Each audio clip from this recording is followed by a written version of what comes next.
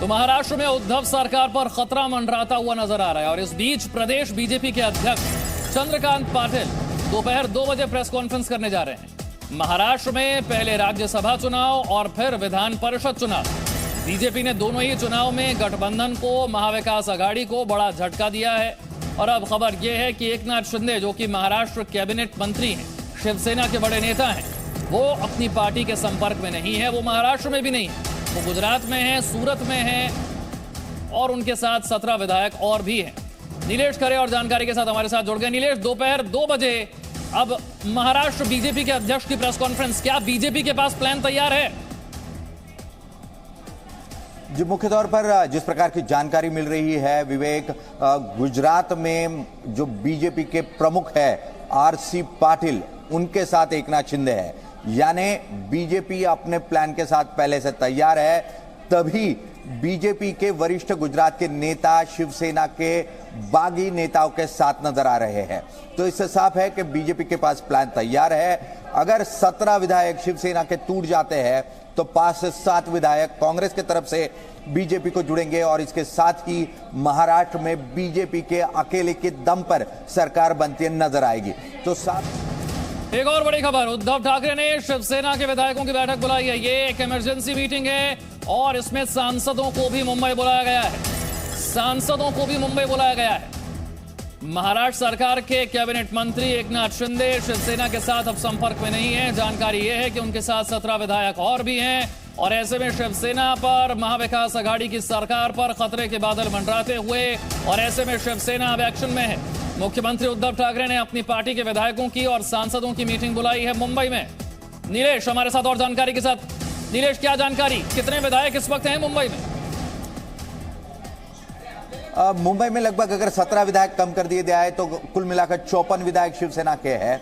तो 30 से 35 विधायक जो है अब शिवसेना के साथ नजर आ रहे हैं। उसी के साथ सभी सांसदों को बुला लिया गया है। देर रात को उद्धव ठाकरे ने वरिष्ठ नेताओं के साथ बैठक की थी और उनको यह सुखबगाहट हो गई थी कि एकनाथ शिंदे जो है वो महाराष्ट्र छोड़ चुके हैं। उसके बाद आज दोपहर 12 बजे शिवसेना के विधायकों की और उसी के साथ सांसदों की बैठक जो है वो बुलाई गई है। ये इमरजेंसी बैठक है और इसमें साफ तौर पर स्पष्ट होगा कि शिवसेना के साथ कितने विधायक है। पर अब जो आंकड़ा सामने आ रहा है, 35 से 36 विधायक जो है वो केवल शिवसेना के साथ रह गए हैं। ऐसा होने पर यह उद्धव ठाकरे सरकार, महाराष्ट्र विकास आघाड़ी सरकार जो है वो गिर जाएगी और बीजेपी साफ तौर पर सत्ता में नजर आएगी। थोड़ा सा नंबर गेम अगर हम समझ पाए, जो पिछले 10 दिनों का घटनाक्रम है, पहले राज्यसभा चुनाव, फिर एमएलसी में, एमएलसी के चुनाव में 134 जो फर्स्ट प्रेफरेंस वोट हैं वो 134 बीजेपी के पक्ष में गए।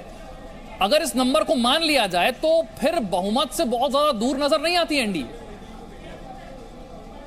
केवल 134 विधायक साफ तौर पर बीजेपी के साथ नजर आए हैं और महाराष्ट्र की जो मैजिक फिगर है वो 145 की है। यानी कुल मिलाकर 11 विधायक अगर बीजेपी के साथ जुड़ जाते हैं तो बीजेपी महाराष्ट्र में अकेले के दम पर सरकार बना सकती है। तो यही 11 विधायक कहां से आएंगे? जो 11 विधायक टूटे हैं और जो 11 विधायक साथ आएंगे बीजेपी के, कुल मिलाकर 22 से 25 विधायक बीजेपी के साथ आते नजर आएंगे।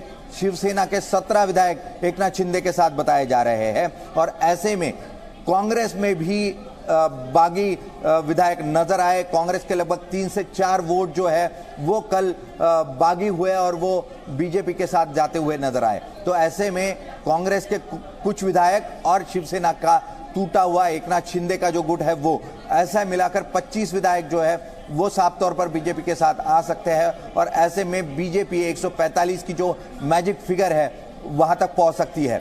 12 विधायक जो निर्दलीय है वो महाविकास आघाड़ी सरकार के साथ है। ये निर्दलीय विधायक जो है वो भी ऐसे में बीजेपी के साथ जुड़ सकते हैं। इसमें 6 से 7 विधायक साफ तौर पर बीजेपी के साथ जा सकते हैं। तो अगर निर्दलीय विधायक, कांग्रेस में जो टूट है वो और शिवसेना का एक बड़ा गुट साथ में आ जाता है तो साफ तौर पर बीजेपी की महाराष्ट्र में सरकार बनती नजर आ सकती है। अच्छा नीलेश, यहाँ पर एक और चीज भी समझने वाली है। सिर्फ ऐसा नहीं है कि एकनाथ शिंदे नाराज हैं और विधायक जो उनके समर्थक विधायक हैं वो नाराज हैं। ये नाराजगी के बाद आगे क्या होना है, इसका एक्शन प्लान तैयार है। अगर ऐसा ना होता तो गुजरात बीजेपी के अध्यक्ष से उनकी मुलाकात ना होती, वो गुजरात के सूरत में जाकर होटल में ना रुकते। प्लानिंग तैयार है आगे की। जी, मुख्य तौर पर महीने भर पहले से इसकी सुगबगाहट होनी शुरू हो गई थी कि एकनाथ शिंदे शिवसेना के साथ खासे नाराज चल रहे हैं, उद्धव ठाकरे के साथ नाराज चल रहे हैं। एकनाथ शिंदे के जो नेता वो हमेशा मानते रहे हैं, धर्मवीर जिनको कहा जाता है, उन पर एक फिल्म बनी थी जिसको पूरी तरह से समर्थन एकनाथ शिंदे के था और वहां पर राज ठाकरे को लार्जर पोजीशन में दिखाया गया था। राज ठाकरे के लिए एक बहुत बड़ा लैंडस्केप बनाया गया था उस फिल्म में और जिसके लिए एकनाथ शिंदे का समर्थन माना जा रहा था। जिसके बाद ठाकरे परिवार जो है वो एकनाथ शिंदे से नाराज हुआ था और फिल्म में बदलाव करने को भी कहा गया था।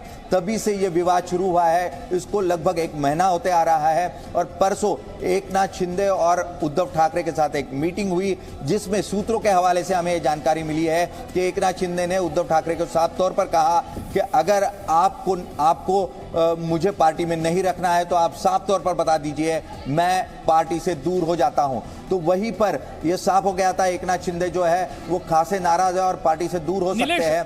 परिषद चुनाव एक बार फिर से नीलेश आपसे इस नंबर गेम को समझना चाहूंगा। इस वक्त हम स्क्रीन पर दिखा रहे हैं महाराष्ट्र विधानसभा की स्थिति को। 288 सदस्यों वाली महाराष्ट्र की विधानसभा 169 सीटों के साथ महाविकास आघाड़ी ने अपनी सरकार बनाई थी और उस वक्त एनडीए के पास 113 सदस्य थे। लेकिन हाल ही में जो एमएलसी का चुनाव हुआ उसमें 134 फर्स्ट प्रेफरेंस वोट बीजेपी के पास जाते हैं। यह अचानक से नहीं हो सकता, पहले राज्यसभा और फिर एमएलसी। प्लानिंग कैसे हुई, यहां तक कैसे पहुंची बीजेपी और नंबर गेम में इस वक्त कहां खड़ी?